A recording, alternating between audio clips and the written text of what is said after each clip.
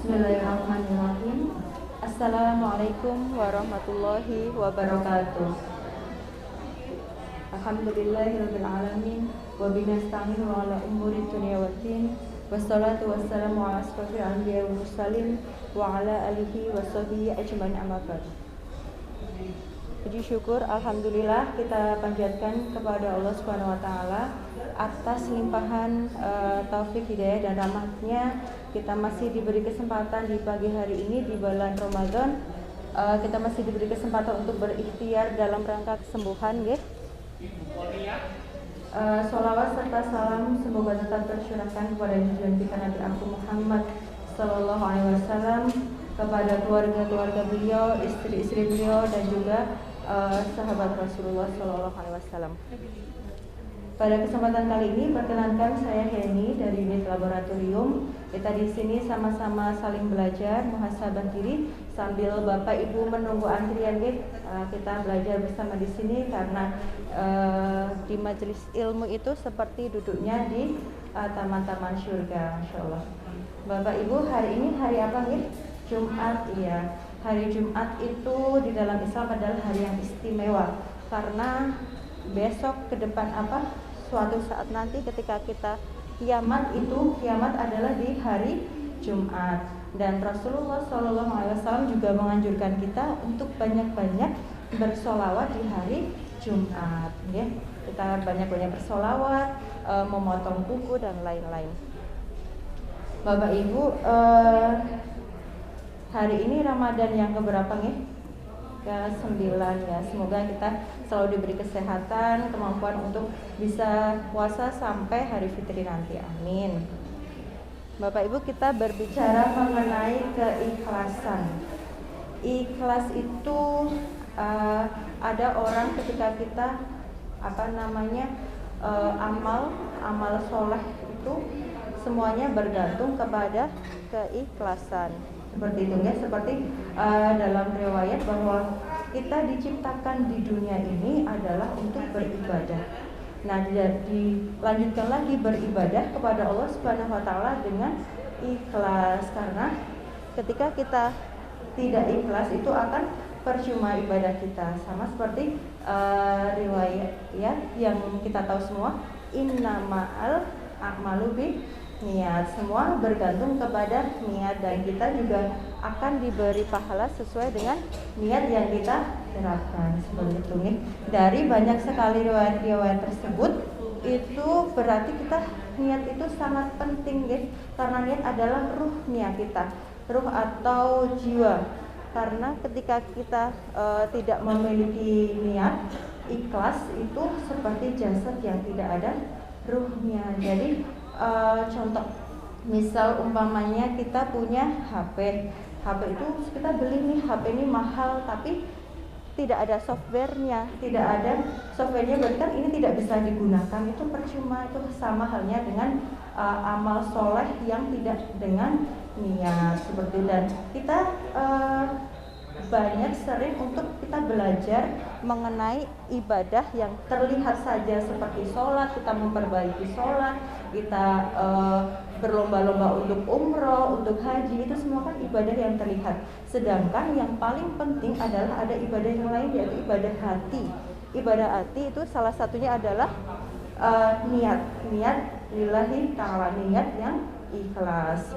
Selanjutnya,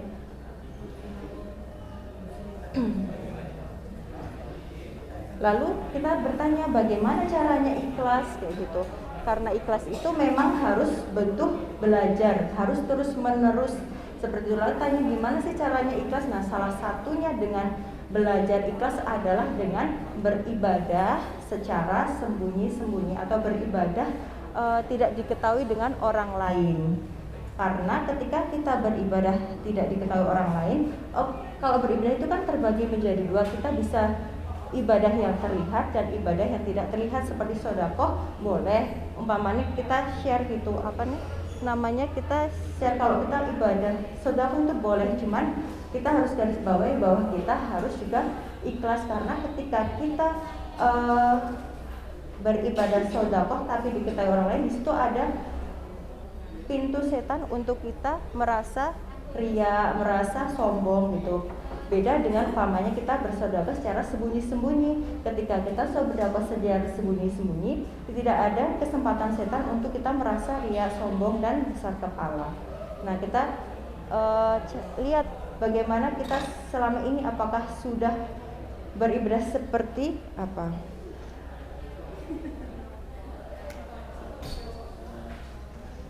Ketika kita sudah ikhlas, maka itu kita termasuk orang-orang yang mukhlisina lahuddin, yaitu orang yang ikhlas, dan di situ tidak ada celah setan untuk kita bisa setan untuk membuat kita merasa riak dan sombong. Ada beberapa kalimat ulama itu mengenai keikhlasan. Salah satunya adalah dari Ibnu Qayyim al-Jauziyah. Beliau mengatakan bahwa keikhlasan itu seperti seorang musafir. Orang musafir adalah orang yang berperjalanan jauh. Nah, ketika orang yang berperjalanan jauh, lalu dia membawa barang-barang seperti batu dan pasir. Batu dan pasir itu kan berat ya. Kita sudah berat, bawa sia-sia, tapi itu tidak ada manfaatnya. Nah, itu sama seperti ibadah ketika kita tidak ikhlas. Jadi umpamanya kita ibadah tidak ikhlas itu percuma, kita sudah capek, sudah lelah, tapi niatnya tidak untuk Allah, tidak ikhlas, itu percuma. Lalu berikutnya ada sebuah kisah itu di zaman Harun ar-Rasyid, yaitu khalifah di zaman Abbasiyah. Di sana ada sebuah tentara, kalau kita sebut di sini adalah tentara Kopassus. Nah, tentaranya di sana itu sekitar 20.000 orang. Khususnya itu bukan karena mereka pandai dan sangat ahli seperti yang sekarang, tapi di situ 20.000 orang pasukan ini dia tidak terdaftar di kalau sekarang bilangnya NIP, nomor induk kepegawaian gitu. Mereka itu benar-benar lillahi ta'ala agar hanya Allah yang tahu, bukan masyarakat yang tahu. Jadi 20.000 orang ini dia tidak dikenal sama orang, karena dia sudah niat hanya untuk Allah dan Harun ar-Rasyid yang tahu. Dan yang kedua juga mereka tidak mengambil gaji, karena dia memang sudah ikhlas lillahi ta'ala di jalan Allah Subhanahu wa taala. Masyaallah. Bapak Ibu, yang terakhir adalah ciri-ciri orang yang sudah ikhlas. Jadi tadi kita sudah belajar bagaimana cara menjadi orang ikhlas, belajar menjadi orang ikhlas itu salah satunya adalah dengan beribadah secara sembunyi-sembunyi ya. Terus yang terakhir adalah ada 3 ciri orang ikhlas. Yang pertama, orang ikhlas itu takut terkenal. Jadi bukan justru ketika kita sudah sodakoh lalu di-share gitu ya, nih aku sodakoh atau sholat malam, sholat sepertiga malam gitu. Itu kan sepertinya belum ikhlas, karena itu mengharap pujian dari orang. Sedangkan ciri orang ikhlas itu tidak mengharap pujian dari orang, karena dia hanya lillahi ta'ala, karena Allah Subhanahu wa ta'ala. Yang kedua adalah lebih mengutamakan ridha Allah. Ketika orang sudah ikhlas itu tidak peduli apa kata orang, yang penting ketika dia berjalan di jalannya Allah, yang penting Allah ridho, dia tidak memperdulikan keridhoan manusia, karena yang kita cari di dunia ini adalah keridhoan dari Allah Subhanahu wa ta'ala. Yang ketiga adalah tidak memperhatikan hasil. Jadi ciri orang ikhlas yang ketiga adalah tidak memperhatikan hasil.